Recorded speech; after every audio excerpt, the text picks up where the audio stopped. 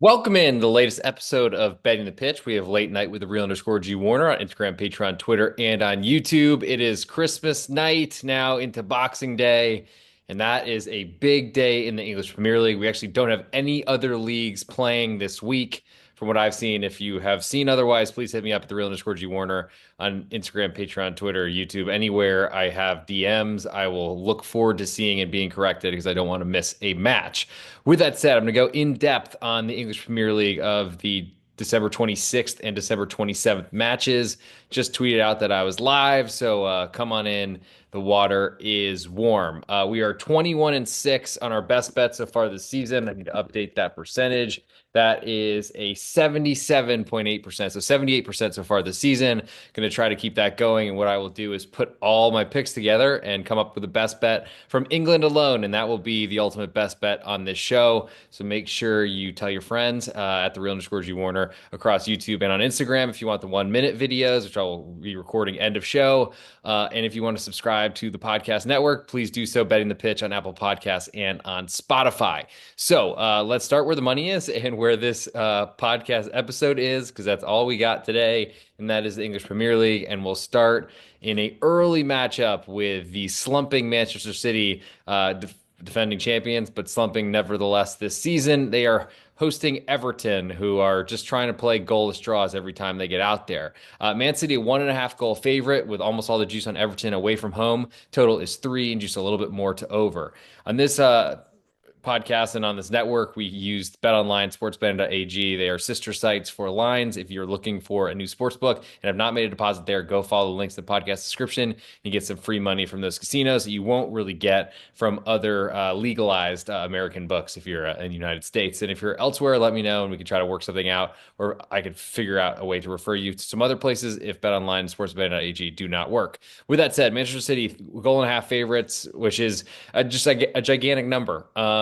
And I don't think I can get away from that, where Everton's offense is really troubled and never really seems to perform anywhere, whether it's at home or in one of the worst witches cauldron you could even think of in England.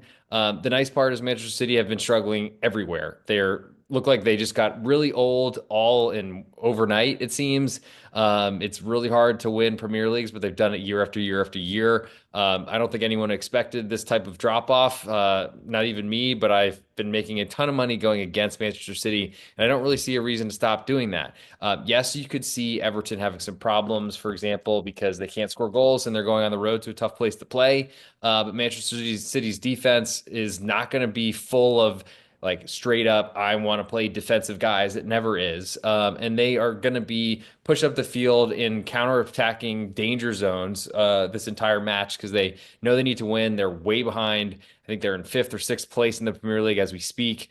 And that's not good enough for Man City. They only want to win this title. And I think that plays against them in this matchup and continuing this forward as I've said before in this podcast, on any podcast you might hear me on at 3 underscore G Warner, he believes that streaks end once and they last forever. So Everton, a goal and a half underdog, yes, and under 3, because that's the style that Everton will play. They will be very hunkered in deep, and that could potentially put, I think, their goal and a half underdog more at risk than the under 3, because you get an extra goal and a half than the spread. And I don't see Everton scoring a lot of goals here. So I guess if you have to pick one, you like one better in the early window. I think we go with Everton under 3, but under the 1.5 goal underdog is still very valuable in my humble opinion. Moving next to the big window of matches on Boxing Day, and there's a lot of them, so stay tuned.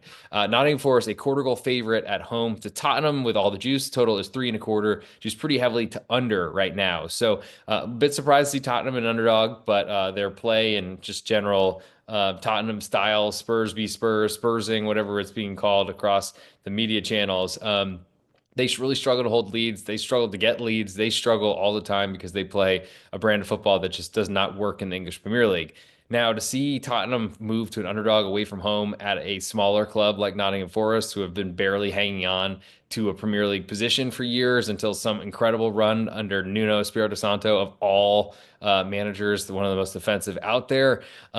It doesn't really seem like Nottingham Forest is the side I want. Yes, they play very well at home. They have a big home crowd. They had a huge comeback win their last time at home against Aston Villa. At this point, I just don't really believe in Nottingham Forest as a favorite. So I'm interested interested in the Tottenham side. As anyone who listens to this podcast knows, I'm an underdog player. That doesn't really fit this style here, though, because Tottenham are not a defensive team, and that probably will keep me away from the quarter goal underdog and a very juiced price as well. But at this point, I think Nottingham Forest, there's value going against them.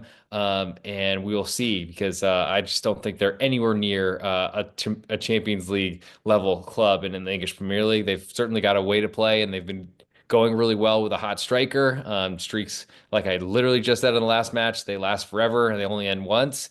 But Tottenham, I feel like if you are, we're looking at this match before the season, no chance Tottenham will be an underdog here. And if you're looking for that type of value, maybe go Spurs.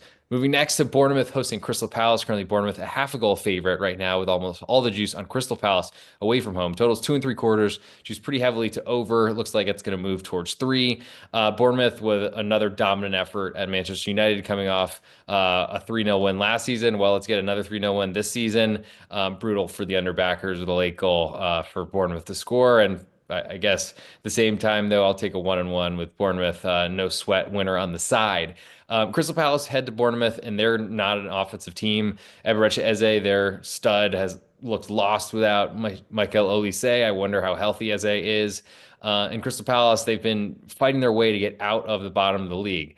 Tough that they played 2 matches against Arsenal last week and weren't able to stop Gabriel Jesus from scoring at least 5 goals, probably more than that if I might have missed one.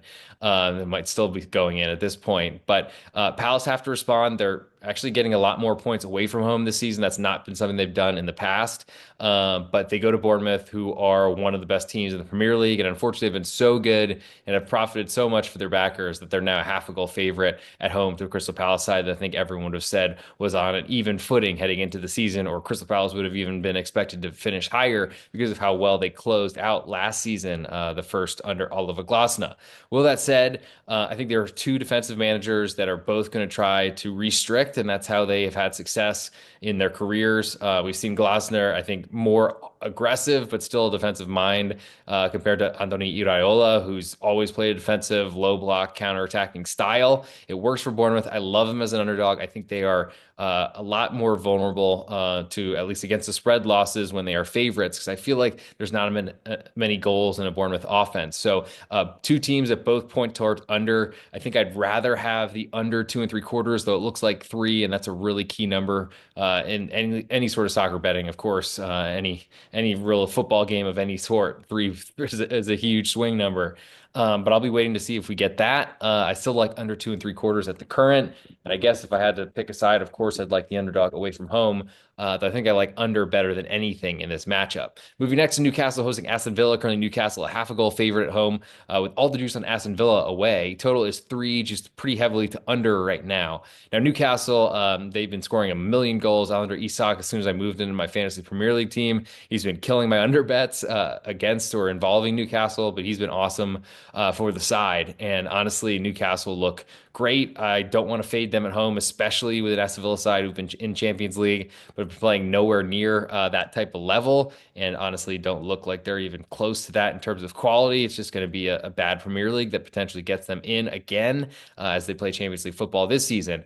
With that said, I think my biggest interest is under three. That's a really important push, as I just said on the previous, I guess, description of Bournemouth and Crystal Palace. Problem for Aston Villa is I don't know, like their defense has been problematic. Uh, Even last season when they qualified for Champions League, the defense was bad away from home. At home, it was great. Goal scoring has never really been easy, and I don't think we see that away from home against the Toon Army either here. Newcastle are missing their goalkeeper, but Nick Pope, as big as he is and as big of a target he is to try to evade, he still makes some big mistakes. So Martin Dubravka's had an awful mistake in, I think, the Euro 2020 or 2021, whenever that was played. But still is a capable backup who's got a lot of experience and minutes under his belt. So I don't think they wear belts in the soccer pitch, whatever, under his drawstring. But at this point, I think Aston Villa under three is the only thing I could really get to. I don't want to fade Newcastle at home, and I don't really know if I want to even fade them because their offense can score goals, even though it doesn't look like it should. At home, it scores a lot. Moving next, Chelsea hosting Fulham, West London derby, more important for the underdog. And so my radar is already blinking. If you're watching on video, don't know if that was too graphic of a description and didn't really go in the blinking direction, but it was a blinking light. Anyway, Chelsea 1.25 goal favorite at home. All the juice on Fulham away. Total is 3, just pretty heavily to under here too. Chelsea coming off a goalless draw. Yes, Chelsea of all teams on the road at Everton. Everton does seem to do that, as they also did the same to Arsenal on their previous match. So maybe that's just an Everton thing. We could see with Fulham here. They're not likely to have a goalless draw. They're a goal scoring side, and we'll see with Chelsea, who are also a goal scoring side. With that said, two teams that want to play aggressively on the front foot. That does put the 3 in danger because it tells me there's going to be a lot of open pitch, a lot of attacks, a lot of counterattacks, and those to me are the highest expected goal events. So total's already a little bit under threat here. Especially with a big road underdog, because as soon as an underdog falls behind, they have to change their style usually and become more aggressive. I don't know that Fulham's exactly that because they play pretty aggressively and want to control the ball under Marco Silva at this point. And I really like backing Fulham as an underdog. I think the 1.25 is a nice number here. Bigger than 1 definitely interests me. The push on 1 is also important. Fulham backed them a couple weekends ago as a home 1 goal underdog to Arsenal, and they drew.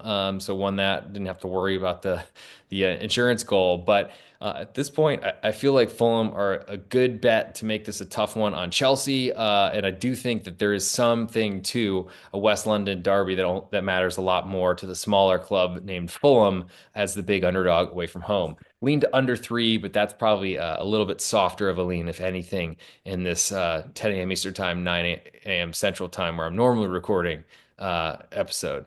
Still in this last matchup of the window, we'll go Southampton, a 1/4 goal underdog at home to West Ham United. Total is 3, juice is heavy on under and about split a little bit more on the Southampton home side. So Southampton bringing in Ivan Juric, a manager previously of Roma just this season, got sacked because he couldn't score any goals. Previously of Torino and Hellas Verona in Serie A in Italy. He plays a brand of football that's going to possess the ball a ton. It's different than the previous Southampton manager, Russell Martin, or it sounds like a catcher from the Dodgers and the Blue Jays in Major League Baseball, Paul Lance. But at this point, Juric, we know he's going to try to keep the ball away from West Ham United. They don't really want it. I do think West Ham's offense is getting healthier with the return of Kudus, though he's been kind of off the pace. Did get a goal in this last matchup and had a special wooden stool to sit on as opposed to, I guess, risking a yellow card going into the crowd or something. But Southampton is a 1/4 goal underdog. They are interesting to me at home because West Ham United are so poor. With that said, though, I don't know that I can trust Southampton to score enough goals. So I think that both points, 2 under teams and 1 on the road, that's a favorite. I'll put the Saints down as an interest for me as a 1/4 goal underdog, but I lean to under 3 as my more interesting bet in that window. Moving next to I guess the next slate, because we have 2 more slates of matches. So 4 different windows on Saturday, or excuse me, on Thursday, Boxing Day. It feels like a Saturday. But Wolverhampton Wanderers, a 1/2 goal underdog at home to Manchester United. Totals 2 3/4 in this one, juiced all the way to over. A little bit more juice actually on Manchester United away from home. So Wolves, they came out of the gates firing under a new manager who they hired from a 6th place side in Saudi Arabia. Don't know that was Wolves. Feel like it was more Leicester City really suffering against the new manager bounce and just really suffering in general because Wolves put it on them early and took a lead in fashion that I don't think anyone was expecting, to be frank. At this point, I think Wolves are really tough to thank you, Anderson Hernandez. Merry Christmas to you. Thanks for sending your comment in. You've got any questions? Feel free to send them through, and I'll try to go in a little bit deeper on one of these Premier League sites or friendly games or unders or totals or whatever you'd like. Maybe even if you're looking for an FPL suggestion, holla, and I will try to take care of that. But Merry Christmas to everyone out there as well. Hope you're all having a great day and you didn't get any coal in your stockings. At least Russell Wilson delivered some to me. For the Wolves side, though, at home underdog, of course, I'm very interested there. Manchester United, I want to be against them. I don't think that Ruben Amorim knows exactly what he's doing. I don't think he has. I think he does as a manager, but I don't think he knows what he's doing with a lot of square pegs and round holes for Manchester United. So Wolves are forever on my list as an underdog at home. I miss Gary O'Neill already, but it was a really great big win in the debut for the new manager. Totals 2 and 3/4, just really heavily to over. I'll be waiting to see this climb to three. Another way to bet against the Manchester United offense. I think there's a lot of questions for Wolves and seeing what they do defensively. I would imagine Craig Dawson will get a starting spot back at some point because playing all these fullbacks has been problematic for the Wolves defense, and that's why they've been so low in the table. But until then, I guess, and until we see lineups at 11:30 Eastern time on Thursday, then I think until then, I will wait and see and wait for this number to climb toward three. To the nightcap and biggest spread we've seen all season on Thursday, Boxing Day, we have Liverpool, a 3-goal favorite at home to Leicester City. Totals 4 and 1/4, juiced really heavily to under right now. Liverpool look like the best club, but also that's because the rest of the English Premier League seems really dysfunctional. I still think Arsenal is probably the best side, but they have struggled a lot, and Liverpool keeps winning matches. So what can you say about that? Leicester City with a really disgusting performance this past weekend to like bottom feeding Wolverhampton Wanderers side that just sacked their manager and brought in some clueless guy from another league in another continent. It all didn't make sense to me, and I backed Leicester last week only to see them give up an early goal, which seemed like a little bit unlucky, and then made a horrible defensive mistake to leave a ball kicked into the box, which of course went in for 2-0, then 3-0. It got really ugly, and Leicester City have to respond. Tough place to do that at Anfield. The pressure will be on the entire match. I don't think that there's any sort of number here that I want to play Leicester because I think this could get ugly. At the same time, 3 goals is gigantic. So I would have to have that on my list, I guess. And along those lines, we're under a 4 and 1/4. We haven't seen that in the Premier League. It's gigantic. And I imagine that there will be a lot from Leicester to try to stall this game out from start and try to run the clock. But that's not a good sign, especially against and fighting against an Anfield atmosphere. So I guess I'll give a best bet for Thursday and then one for Friday, so we can try to split this up so it's not just an obvious what I'll pick, or maybe I'll just do it end of show. That's probably better to do it that way anyway. Forget what I just said. We'll do it end of show. But if you haven't listened to the podcast we just put out with at Big East Ben, it covers all of Boxing Day for the college football landscape, bowl games, plus some of the 27th of December as well. Go check that out on the pregame.com podcast network, pregame.com. Go to pregame now on Twitter if you're looking for a direct link. So move to Friday of just 2 matches. We'll start with Brighton hosting Brentford. Currently Brighton a 3/4 goal favorite with all the juice. Total is 3 and 1/4. Juice pretty heavily to under right now. Brighton are not the same offensive goal scoring team, but they're hosting a Brentford side who've been awful away from home. Just came off a loss at home to Nottingham Forest to ruin their unbeaten streak. And I don't really think there's much I want to do here with Brentford until they move to a full goal underdog. I think that will happen. I still don't know if that's enough for me, though Brighton, I guess it would be really a play against Brighton more than a play on Brentford because they've struggled so much away from home. But when you have a full goal of insurance in your pocket, that's a very, very different story. With that said, I think the total at under 3 and 1/4 is more interesting to me because Brentford struggles. Yes, it's been defensively, but I think it's been their goal scoring away from home as well. So that'd be my biggest interest in that matchup. And last matchup we'll get to before we go through and make a best bet out of this whole thing. We'll go to Arsenal hosting Ipswich Town. Currently Arsenal a 2 and 1/4 goal favorite with almost all the juice. Totals 3.5. Juice pretty heavily to under. Ipswich, they are in for a difficult night. They're going to be defending the whole time. That makes a 2 and 1/4 goal underdog seem gigantic again, but I guess Leicester City said, here, hold my beer, or takes the cake with a 3-goal, full field goal underdog if you're talking NFL. Ipswich, to me, they are going to go in and try to keep this goalless as long as possible. I don't really trust an Ipswich goal any place, anytime. It did somehow get Gary O'Neill sacked in the last, I guess, past the end of stoppage time in a match at Wolverhampton a few weeks ago away from home. But Ipswich can't win at home. They somehow got that win away from home in the Premier League, but I wouldn't put your money on that. Nearly 20-1 odds, 18.35 right now. So 18.5 to 1 essentially that Ipswich will win in regulation. But they're going in to try to steal a point. I think my biggest interest here is Ipswich under 3.5. Though that is a scary one to get in front of because it's really just playing against an Ipswich offense. Because if they score, you're going to have real trouble keeping that number under the total. But if they don't, then Arsenal need 4, and that certainly gives some interest to me on the 27th of December. So want to make sure I don't get any more comments that come through. Of course, if you do send them through, again, thank you, Anderson Hernandez, for showing up. Appreciate that, especially as I know it's late night for almost everyone and a holiday nonetheless. But for I guess it's time. I need to get my recording device ready, which is a simple cell phone for the 1 minute ultimate best bet portion of the show, which is not that complicated. I pretty much put all my picks out that way in a 1 minute form. So if you don't want to listen to the full 30-minute episode or something like that, 34 minutes or so on this on just one league, it's pretty good. But also shows you exactly how long-winded I could get, if you will. So I got to pick a best bet, my favorite one on this episode. So let's get into it. I really like early one, fading Manchester City, but that's unfortunately something I probably can't get into too deeply because that's match starts in about 7 hours. So let's get into it now.